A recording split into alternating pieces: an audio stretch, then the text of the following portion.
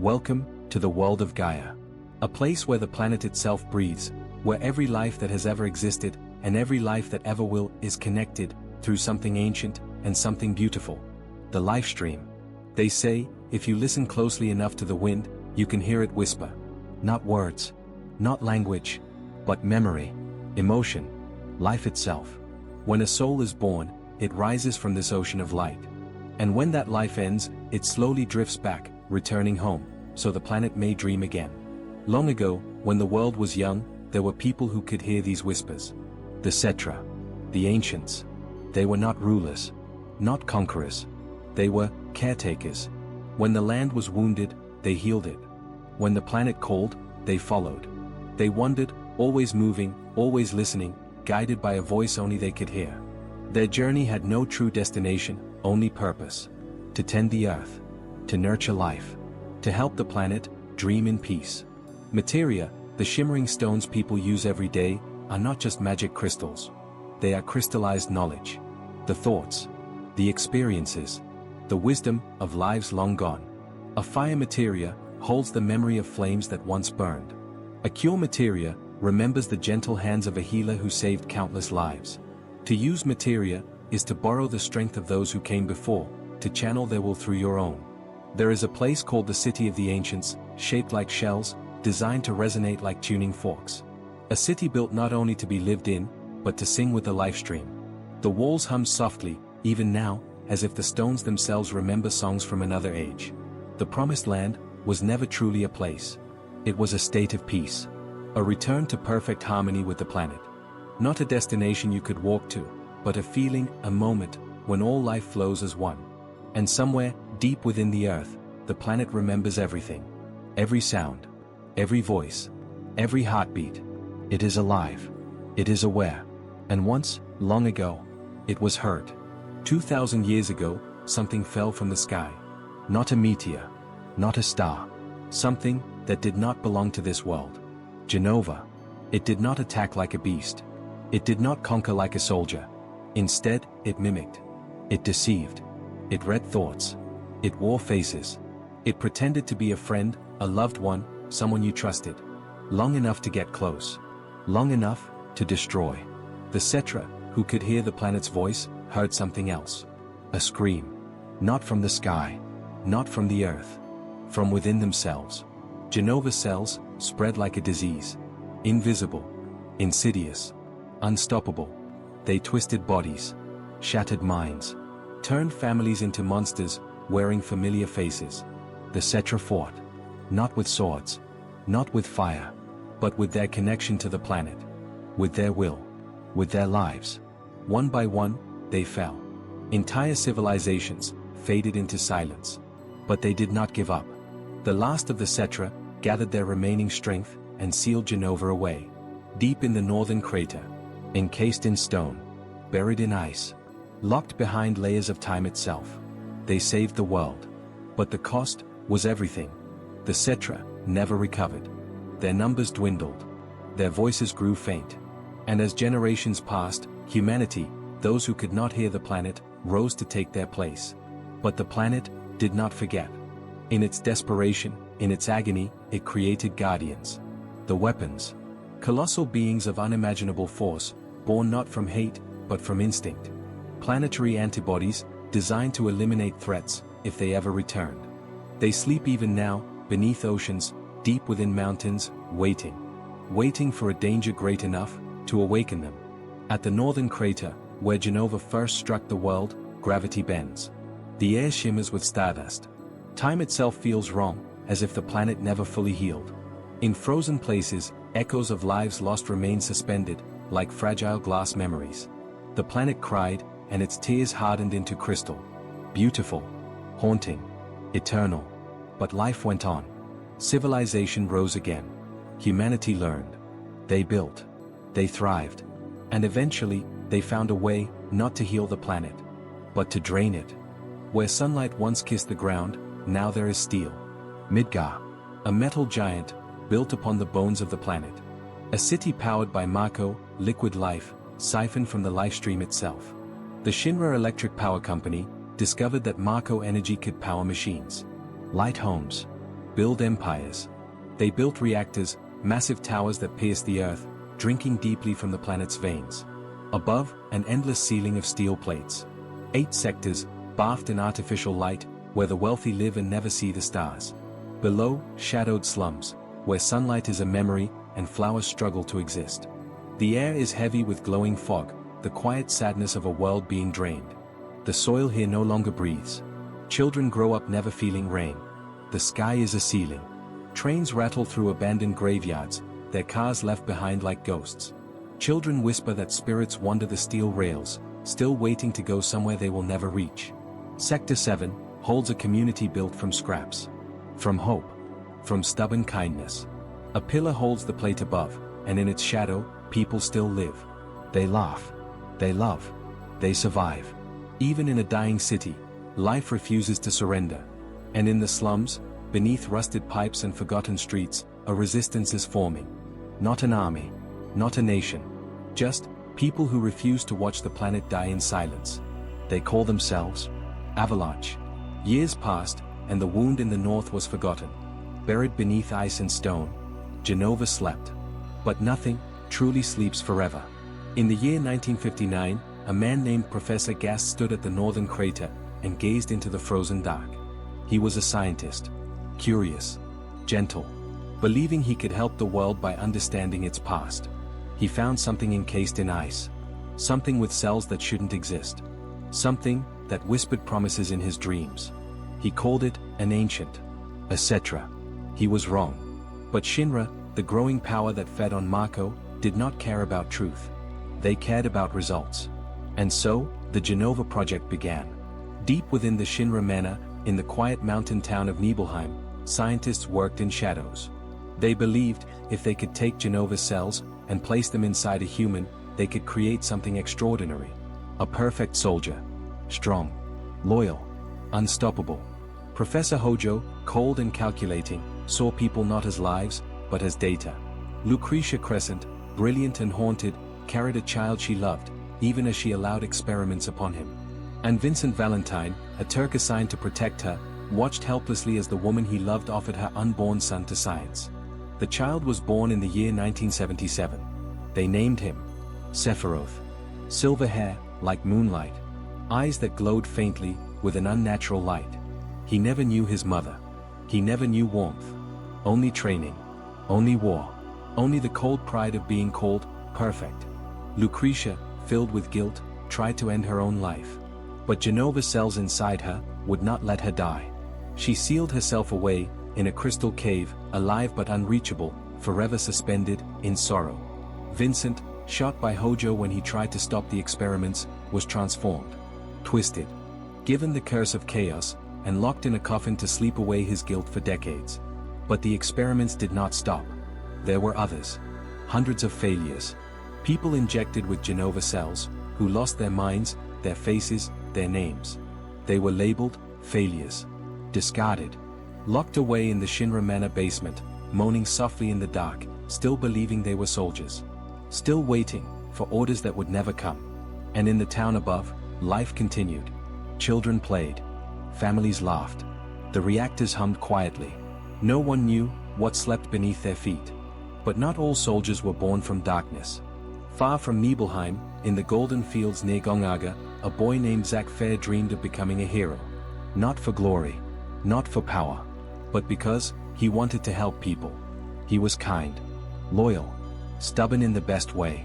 And when he joined Soldier, he carried that dream with him, like a torch in the dark. He became first class. Strong, yes. But more than that. He stayed human. He laughed. He cared. He made friends, with anyone willing to smile back. Even Sephiroth, the untouchable legend, seemed almost warmer around him. Zack met someone else in Soldier. A young man named Angel Hule. His mentor. His friend. Angel carried a massive sword, worn and heavy, called the Buster Sword. He told Zack that dreams and honor are the most important things a soldier can carry. And that sword, he said, was a symbol of both. There was another. Genesis Rhapsodos. Proud. Dramatic. A man who quoted poetry even in battle. The three of them, Sephiroth, Genesis, Angel, were called heroes. the strongest soldiers ever created. But beneath the surface, cracks were forming. Genesis and Angel had also been part of the experiments. Not Genova, but something similar. Project G. And as time passed, Genesis began to degrade. His cells breaking down. His body failing. Desperate to survive, he turned against Shinra. Angel, caught between loyalty and truth, began to see himself as a monster. And Zack, the boy who only wanted to help, watched as his heroes fell apart.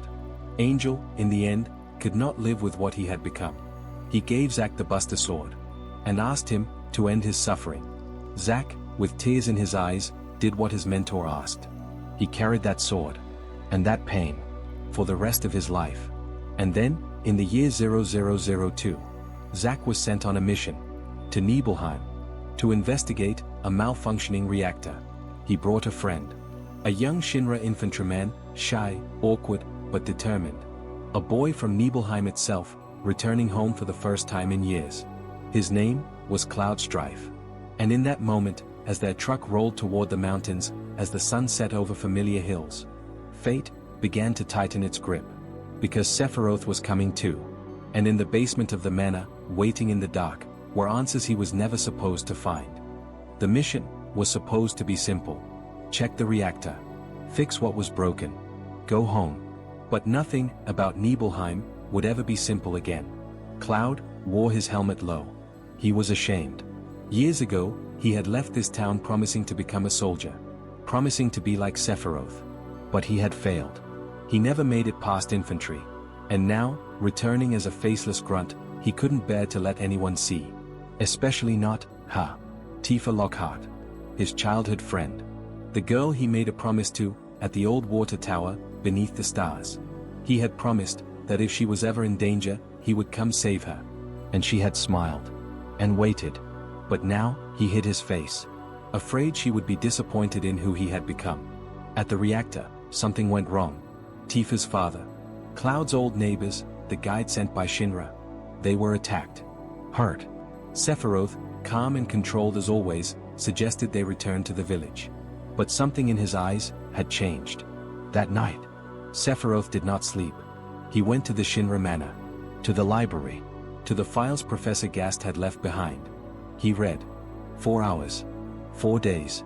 He read about Genova. About the Cetra. About the experiments. And slowly, the truth twisted inside him. He believed he was the last ancient. That humanity had stolen the planet from his people. That his mother, Genova, was calling to him. He was wrong. But no one was there to tell him the truth. 7 days later, Sephiroth walked into Nibelheim and set it aflame. Not in rage. Not in madness. But with calm. Cold. Terrifying calm. He believed he was taking back what was his. The village burned. Families ran. Homes collapsed. The sky filled with ash and embers. Cloud raced toward his mother's house. But he was too late. She died in his arms, whispering his name. Tifa ran to the reactor, where her father lay dead. She took up Sephiroth's sword and tried to fight. But he was too strong. With one strike, he cut her down. She fell, bleeding, barely breathing. And Cloud, shy, awkward, forgotten Cloud, found something inside himself he never knew was there. Rage. Not for himself. Not for glory. For them. For his mother. For Tifa. For everyone who had been hurt. He picked up Zack's sword. And he fought. He drove the blade into Sephiroth's back. But Sephiroth would not fall. Even impaled, he turned. Lifted Cloud by the sword. And smiled. Cloud, with the last of his strength, grabbed the blade piercing his chest, and hurled Sephiroth into the Lifestream below. Into the swirling green light, where Genova's cells would merge with the planet's knowledge. Where Sephiroth's consciousness would dissolve and reform into something far worse. Cloud collapsed. Tifa was saved by her teacher. Zangan, a wandering martial artist who carried her to Midgar and helped her heal. But Cloud and Zack were found by Shinra, by Hojo, and taken. For 5 years, they were experimented on. Locked in tubes. Injected with Genova cells. Exposed to Mako. Hojo wanted to see if he could create another Sephiroth. Zack, already strong, resisted. But Cloud, broken in body and mind, was drowned in Mako poisoning. His sense of self, shattered. His memories, scattered like glass. And in the dark, Zack never left his side. He talked to him, told him stories, promised him they would escape. Together. One day, the tubes opened. A malfunction. An oversight. It didn't matter. Zack, weak but determined, pulled Cloud from his prison. And they ran. For months, they ran. Zack carried Cloud, who could barely walk, barely speak. They hid in caves, stole food, avoided patrols. Zack never gave up. He talked to Cloud constantly, told him stories about Soldier, about Aerith, the flower girl he loved in Midgar, about the life they would have when this was all over. Cloud, lost in his own mind, barely heard him. But somewhere, deep inside, he listened. They were close. So close to Midgar. Just over one more ridge. But Shinra had found them. An army. Hundreds of soldiers. Helicopters. Guns. All for 2 men. Zack told Cloud to hide. And then, he stood. Buster sword in hand. And smiled. The same smile he always wore.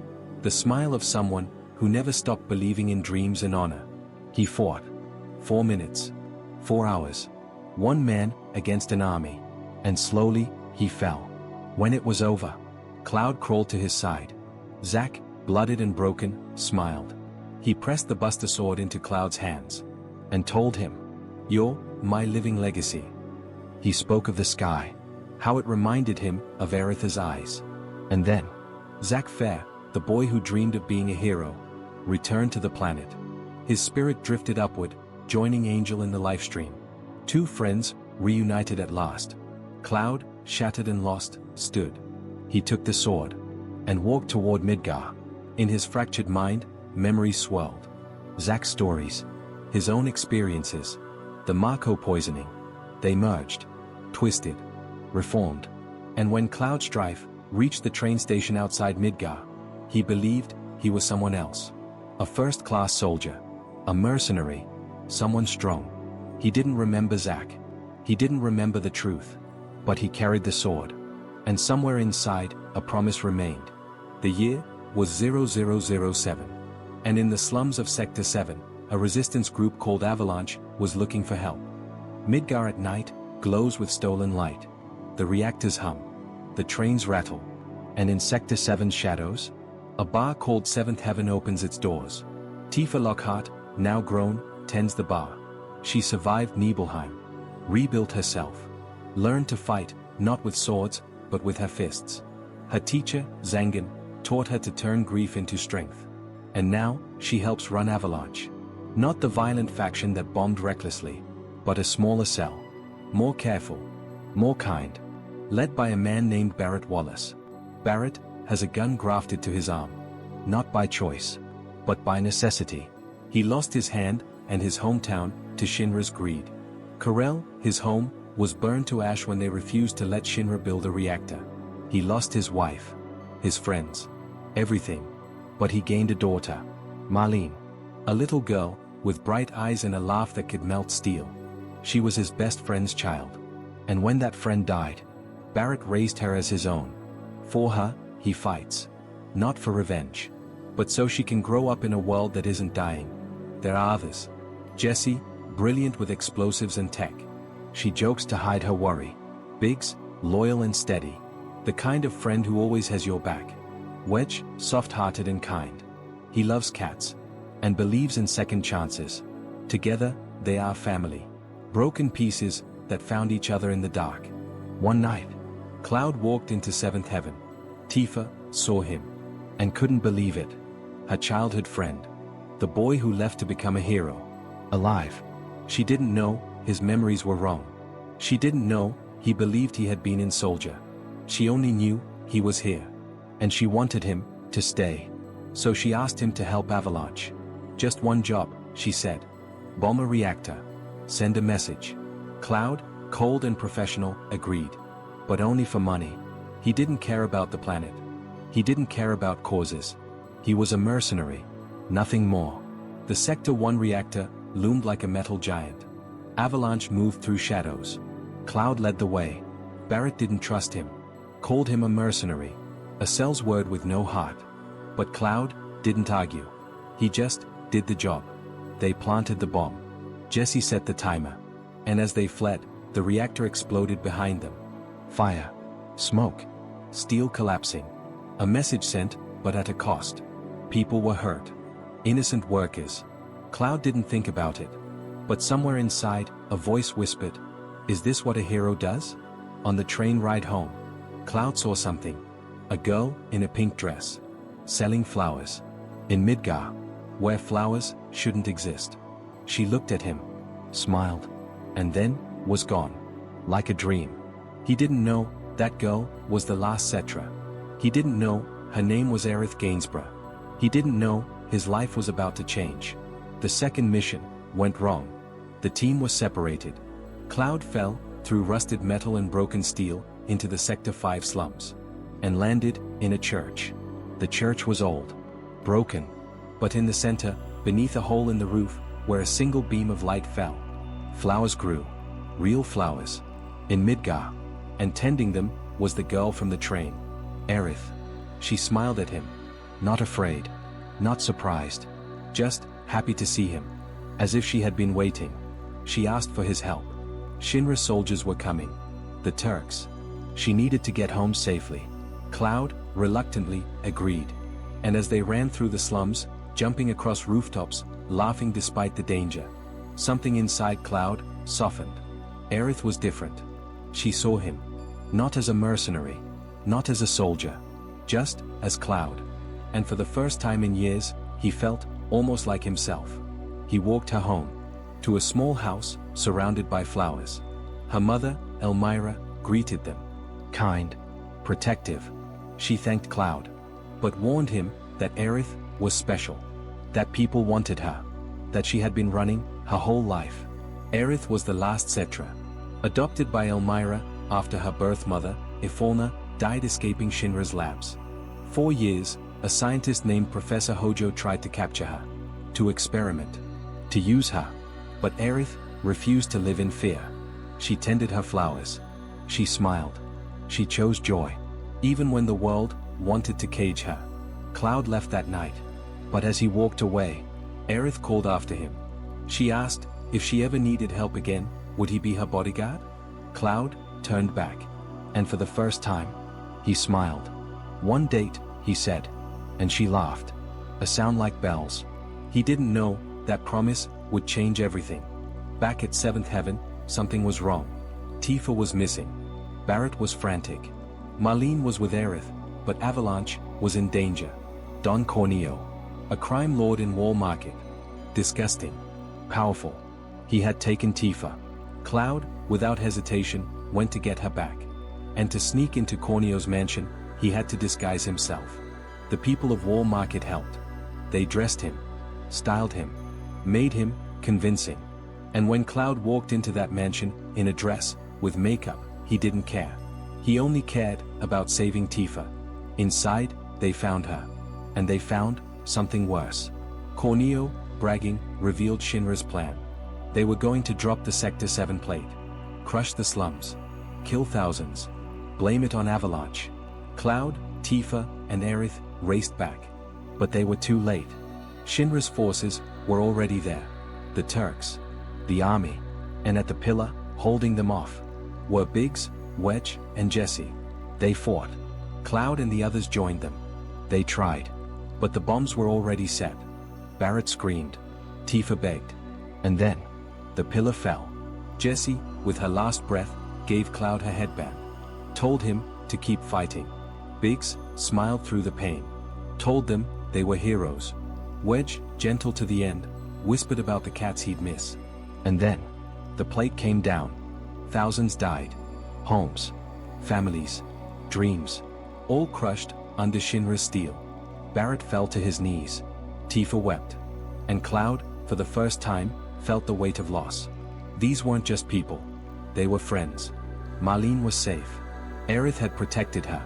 But Aerith herself was gone. Taken. The Turks had captured her in the chaos. And Shinra had what they wanted. The last Cetra. Cloud looked at Barrett. At Tifa. And said, "We're getting her back. Not for money. Not because it was a job. Because it was right. Because she mattered. Shinra headquarters, 70 floors of steel and glass. The heart of the company. The symbol of their power. Avalanche climbed. Floor by floor. Through soldiers. Through turrets. Through everything Shinra threw at them. They were no longer just a resistance. They were a storm. On the 59th floor, they found something unexpected. A creature, a lion-like being, with a manner of fire, imprisoned in a lab. Ret 13. Nanaki. Hojo had captured him. Experimented on him. Tried to breed him, like cattle. Cloud freed him. And Nanaki, proud and ancient, joined their cause. Not out of gratitude. But because, he understood. The planet was dying. And they were trying to save it. On the 70th floor, they found Aerith. In a glass tube. Suspended. Trapped like a specimen. Cloud shattered the glass. Caught her as she fell. And for a moment, she looked at him, and smiled. I knew you'd come. But they weren't alone. President Shinra himself appeared. A man, bloated with greed. He laughed at them. Called them insignificant. He revealed his plan. To find the promised land. To drain it. To take everything the Cetra had protected. And he would use Aerith to find it. Barrett raised his gun. But before he could fire, the lights went out. When they came back on, President Shinra was dead. Impaled. By a sword too long to be human. And on the desk, written in blood. One word. Reunion. Cloud's heart stopped. He knew that sword. He knew that word. Sephiroth. Sephiroth was alive. They fled the tower. Escaping on the Shinra highway, on motorcycles, chased by soldiers. And at the edge of the city, they kept going. Into the world beyond. Into the unknown. Because now, everything had changed. Beyond Midge's walls, the world opened like a breath. Grass. Sky. Horizon. Cloud had forgotten how big the world was. They traveled to Calm. A quiet town, where the air smelled like earth. And there, by a fire, Cloud told them a story. He told them about Nibelheim.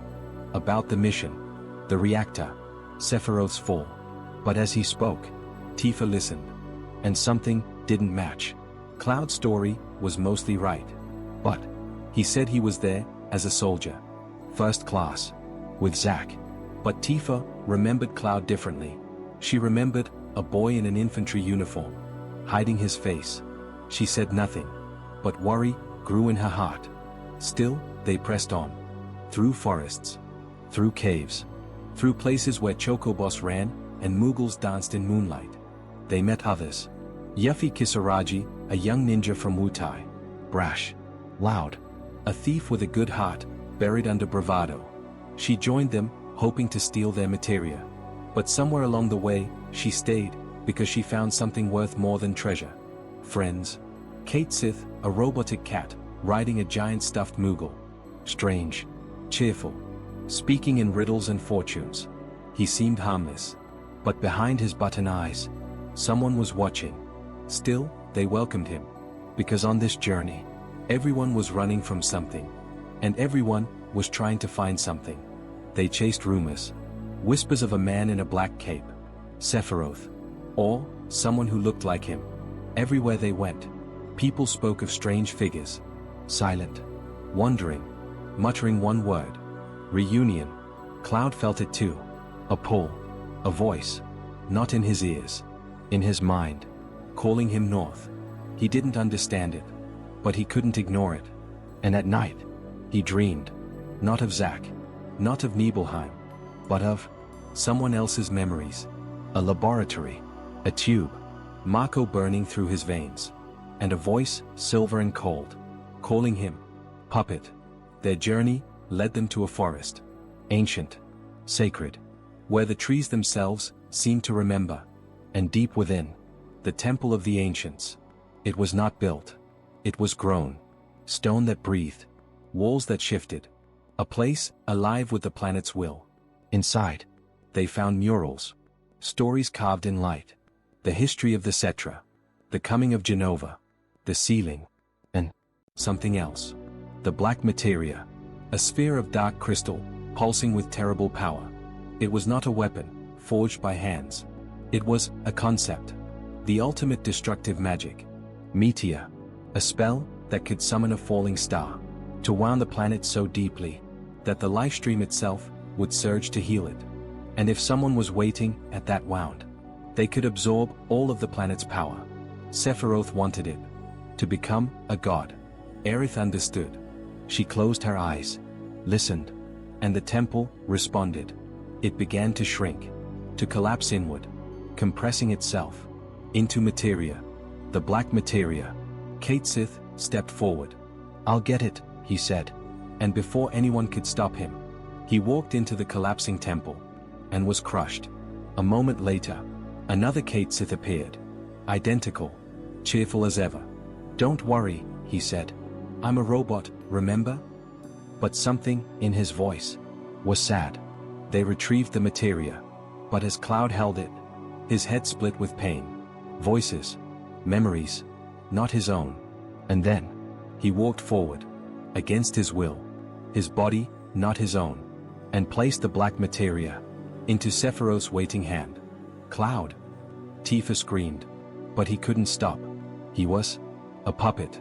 Sephiroth smiled. "Thank you, Cloud," and vanished. Cloud collapsed, shaking. "I'm sorry," he whispered. I couldn't stop." Aerith knelt beside him. "It's not your fault," she said gently. But Cloud could only stare at his hands and wonder who he really was. Aerith stood. She looked at the others and said, "I know what I have to do." She smiled. That same bright smile. "I'll be back," she said. And before anyone could stop her, she was gone. Cloud tried to follow, but his body gave out. And as he slept, he dreamed of a city beneath the ocean, of a girl kneeling in prayer, and of something ending. The forgotten capital lies beneath the sea, not drowned, but protected, held in silence, like a memory the planet refuses to let go. Shell-shaped buildings rise like monuments. The water glows faintly, and in the center, a platform of crystal, where the Lifestream flows closest to the surface. Aerith knelt there, alone, her hands folded, her eyes closed, praying. She was calling holy, the white materia, a magic born not from destruction, but from the planet's love. A spell that could stop Meteor, that could save everything, but it required everything she had. Her voice, her will, her life. She knew. She had always known. But she smiled anyway, because this was what she was born to do. Cloud and the others found her. Cloud saw her, kneeling, praying, and something inside him broke. Not his mind, his heart. He wanted to call out, to run to her, to tell her. But then, he saw him, Sephiroth, floating above, sword raised, descending. The blade fell, pierced, and Aerith looked up. She met Cloud's eyes and smiled. One last time. Her materia slipped from her hair, bounced, rolled, and fell into the water below. Cloud caught her, held her, and slowly, gently, lowered her into the glowing pool. Her body drifted down, surrounded by light, by water, by the Lifestream itself, welcoming her home. Cloud didn't speak, didn't cry. He just stood and stared at the place where she had been. Tifa touched his shoulder. Barrett bowed his head. Ret 13 closed his eyes. And the planet wept. But deep below, in the Lifestream, Aerith's consciousness remained. Not gone, not ended, changed. She had become part of the planet. Her prayer echoing through the light, calling holy, calling hope. She would not see the world she saved, but she would always be part of it. Rage is a quiet thing. It doesn't always scream. Sometimes it just moves forward. Cloud and the others traveled north, to the place where it all began, the northern crater, where Genova fell, where Sephiroth was reborn, where the planet's wound still bled. The crater was impossibly large, a scar on the world, gravity twisted, light bent, and at the center, deep below the ice, Sephiroth waited. They climbed down, through caverns of crystal, through rivers of Marco, through places where reality felt thin. And then, They found him. Sephiroth was not standing. He was encased in a cocoon of light, fused with Genova, absorbing the Lifestream, becoming something beyond human, beyond mortal. He looked at Cloud and smiled. "I've been waiting," he said, "for you to bring me the black materia." Cloud's heart stopped. "No," he whispered. "I destroyed it. But Sephiroth laughed. Softly, cruelly. "You don't remember, do you?" And then, Cloud's mind shattered. Memories flooded him. But they were wrong. Twisted. He saw himself in a Shinra lab. In a tube. Experiment number. He saw Zack. Heard his voice. "Come on, Cloud. Stay with me." But, in his memories, Zack was him. "You were never in Soldier," Sephiroth said. "You were a failure. A puppet. Built from my cells. Given false memories. And now?" Sephiroth's voice was almost kind. "You will give me what I need." Cloud walked forward, against his will, picked up the black materia, and handed it to Sephiroth. "Cloud, no!" Tifa screamed. But he couldn't stop. Sephiroth took the materia, raised it high, and called, "Meteor." The sky split open. Far above the planet, a massive sphere of rock and flame began to fall, slowly, inexorably, toward the planet. The ground shook, the crater collapsed, and Cloud fell into the Lifestream below, consumed by light, by memories, by Mako, lost. The Lifestream is not a place. It is everything, every thought, every memory, every soul that ever was. And Cloud was drowning in it. He saw faces. His mother, Zack, Aerith, Tifa. But he didn't know which were real, which were lies. He couldn't find himself. Cloud. A voice. Familiar. Warm. Tifa. She was there. In the Lifestream. Her consciousness searching for his. "Cloud, please," she said. "Come back." She took his hand. And together, they walked through his memories. The real ones. Cloud was not a soldier. He was a shy boy from Nibelheim, who loved a girl, but was too afraid to tell her. Who failed to join soldier, and was ashamed. Who went to Nibelheim as an infantryman. Who tried to save everyone, and barely survived. The memories of being a soldier were Zack's. Zack, who told him stories. Who stayed with him in the dark. Whose final words were absorbed into Cloud's broken mind, and became his identity. Cloud wept. "I'm nobody," he whispered. "I'm just a fake." Tifa held his hand tighter. "No," she said. "You're Cloud Strife. From Nibelheim. The boy who climbed mountains. Who made me a promise. Who's been fighting this whole time. You're not fake. You're you." And slowly, Cloud's mind came back together. Not as Zack. Not as a soldier.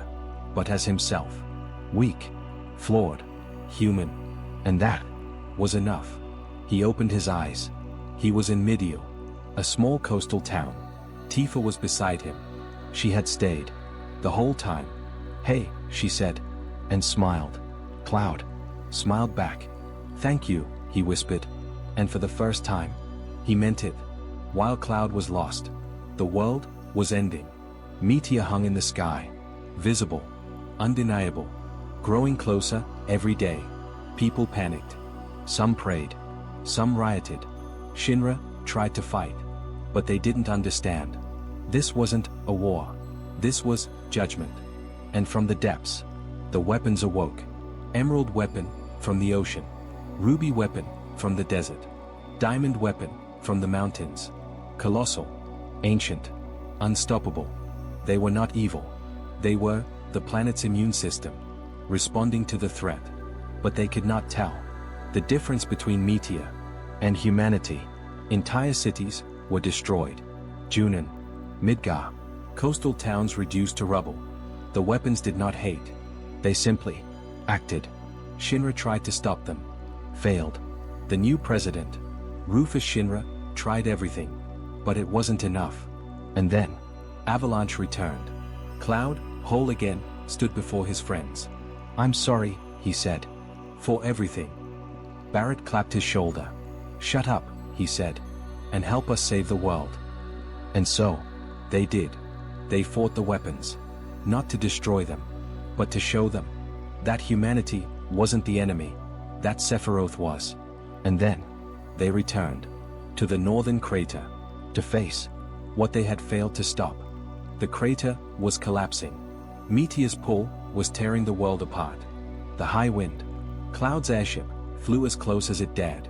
And one by one, the team jumped. Barret, for Marlene. Tifa, for Cloud. Ret 13, for his father's legacy. Kate Sith, for redemption. Yuffie, for Wutai. Sid for the sky. Vincent, for Lucretia. And Cloud, for everyone he had lost. For Aerith, for Zack, for himself. They fell through layers of the planet. Through stone. Through Mako. Through memories. And at the center, Sephiroth waited. He had fused with Genova completely. His form was no longer human. Wings of light. Eyes like stars. Power that bent reality. "You're too late," he said. "Meteor will fall. The planet will die. And I," he smiled, "will be reborn as a god." Cloud raised the Buster Sword. Battered. Worn. But still. Unbroken. "No," Cloud said. "You won't." And they fought. Not with hatred. Not with rage. But with hope. For the people they loved. For the world they believed in. Sephiroth's power was immense. He twisted space. Shattered time. He showed them the end of everything. Supernova. But they endured. Together. And then, Cloud stood alone. Face to face. With Sephiroth. One final time. "Tell me," Sephiroth whispered. "What do you cherish most?" Cloud didn't answer with words. He thought of Tifa's smile. Of Aerith's laugh. Of Barret's strength. Of everyone who believed in him. And swung. The Buster Sword pierced Sephiroth's chest. And this time, he did not rise. He looked at Cloud. Surprised. Almost sad. And then, he faded. Into light. Into memory. Into the Lifestream. Where Aerith was waiting to guide him home. The crater began to collapse. Avalanche fled. Racing toward the high wind. Toward escape. But above them, Meteor was falling. Massive. Burning. Seconds from impact. And then, from deep within the planet, light erupted. Green. Brilliant. Endless. Holy. Aerith's prayer. Finally. Answered. The spell rose like a shield. Meeting Meteor in the sky. The two forces collided. Light and fire. Life and death. But holy was not strong enough. Meteor pushed through. Still falling. The planet was doomed. And then, the Lifestream itself surged. From every corner of the world. Green rivers of light flowing upward. Every soul, every memory, every life that had ever been joined together to protect the world they loved. And at the front, two lights shone brightest. Aerith and Zack.